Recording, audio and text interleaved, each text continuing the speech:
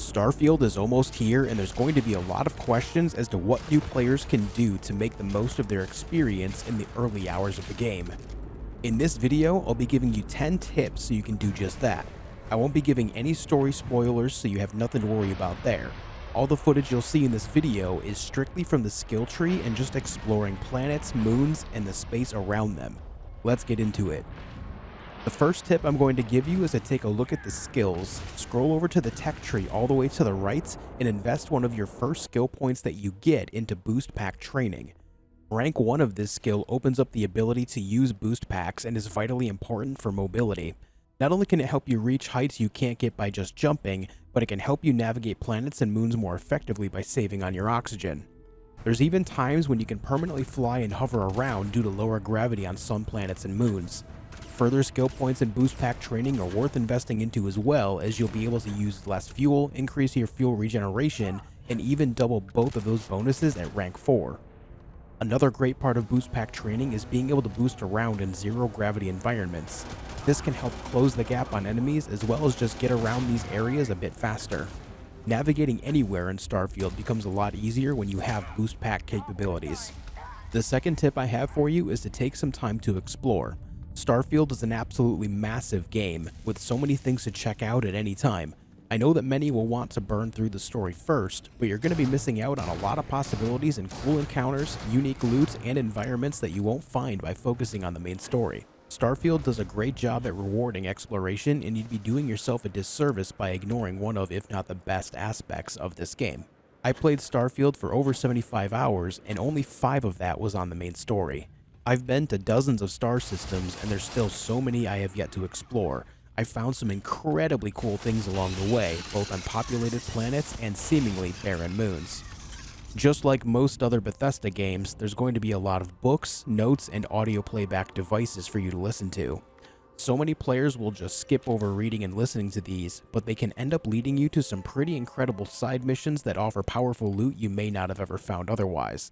Not only that, but you can be filled in on lore around different factions and groups, the history of the galaxy, and why the political situation is the way that it currently is in the present time of the game.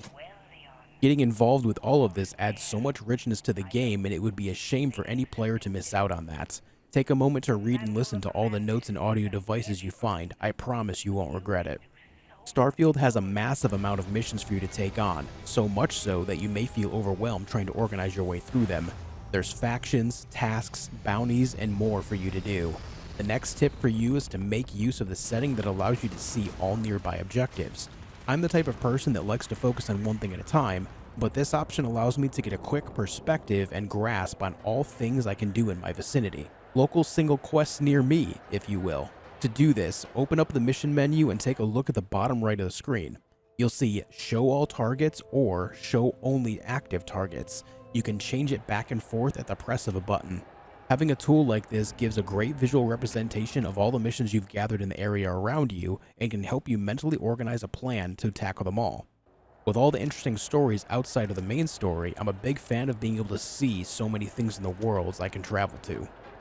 The scanner is a great tool for spotting flora, fauna, and resources as you're exploring all these different planets and moons in Starfield. While this is an undeniably powerful tool for these purposes alone, you can also use it to identify lootable items. The graphics of Starfield are great. So great, in fact, that being able to identify what is lootable and what isn't can become confusing and tedious quickly.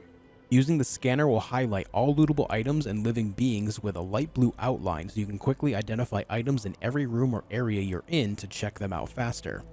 This has also helped me several times in finding items that are hidden that I may not have been able to spot otherwise, so keep this bit of advice on the top of your head at all times.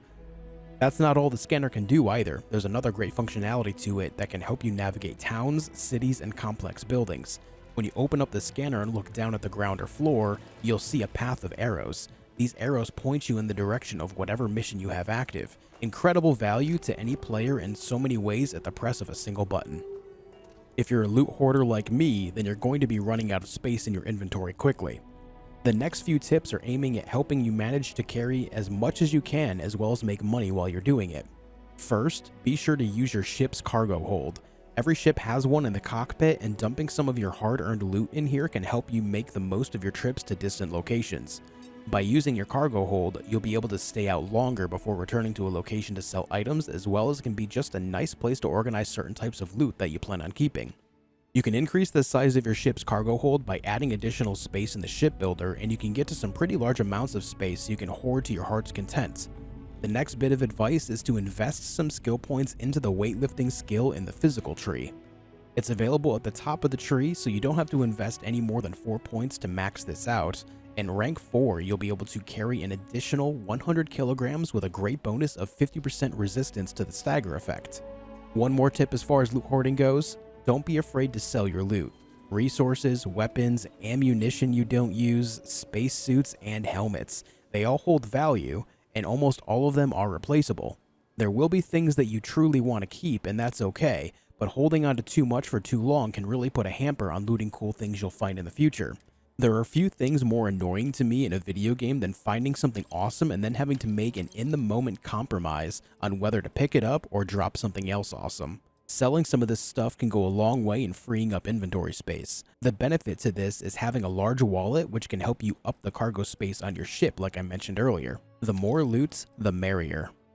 Another piece of advice I have for new players starting Starfield relates to combat. When it comes to combat in Starfield, there are a lot of possibilities. You have shotguns, handguns, machine guns, rifles, melee weapons, lasers, particle beams. You can even travel around space punching things if you'd like. My advice for you would be to try to focus on just one of these things to get started. I'm not saying you can't use other weapons, of course. I encourage trying the different things you'll find. There's a lot of important skills in the skill tree, and spreading yourself thin on too many types of weapon specializations can put a stop on learning things like lockpicking, fitness, and the plethora of social and tech skills in the game. By focusing on one early on, you'll be able to excel in that and then spread your wings to other types of weapons later on after you get some much needed skills that will help you in many areas outside of combat in Starfield. My next bit of advice is a bit more on the obvious side, but many forget to do it anyway. Save often.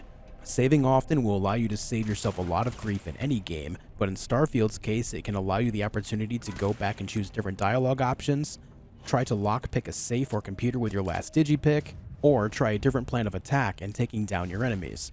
There will definitely be times where you wish you had saved at a certain point, so do your best to remember to save often. Starfield is a massive game with so many things to consider. From top to bottom, you can spend hundreds upon hundreds of hours just seeing everything there is to see in this game.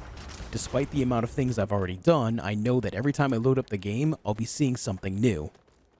If you're looking for more Starfield gameplay and tips, consider checking out the video you see on screen now. Till next time, be excellent to each other.